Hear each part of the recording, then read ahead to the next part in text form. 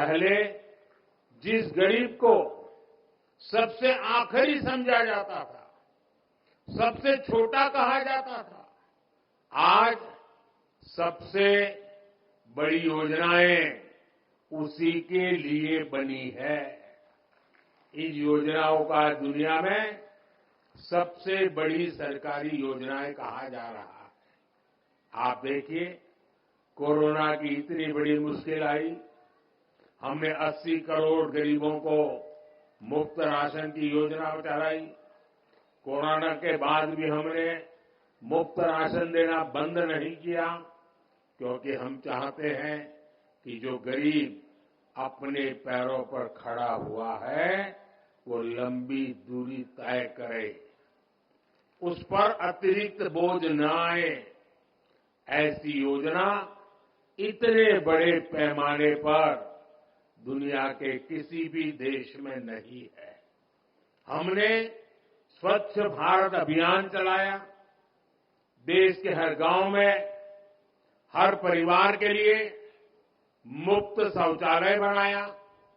इसका लाभ सबसे ज्यादा दलित, पिछड़े हमारे परिवारों को, खासकर हमारी एससी, एसटी, ओबीसी माताओं बहनों को हुआ है। इन्हें ही सबसे ज्यादा खुले में शौच के लिए जाना पड़ता था, परेशानियां उठानी पड़ती थी। आज देश के गांव-गांव तक साफ पानी पहुंचाने के लिए जल जीवन मिशन चल रहा है।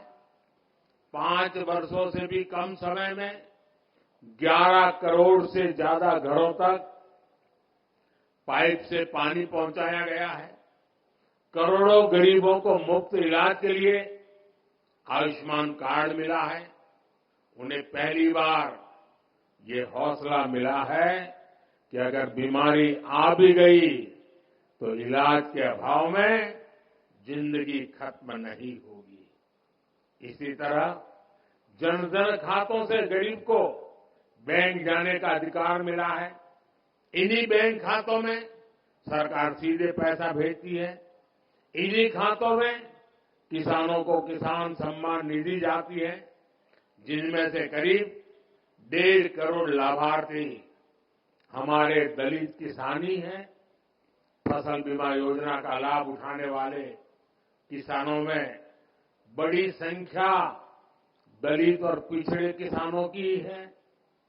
युवाओं के लिए भी 2014 से पहली जितनी स्कॉलरशिप मिलती थी, आज हम उससे 2 गुनी स्कॉलरशिप दलित युवाओं को दे रहे हैं। इसी तरह 2022-23 में पीएम आवास योजना के तहत हजारों करोड़ रुपए दलित परिवारों के खातों में भेजे गए, ताकि उनका भी अपना पक्का घर हो।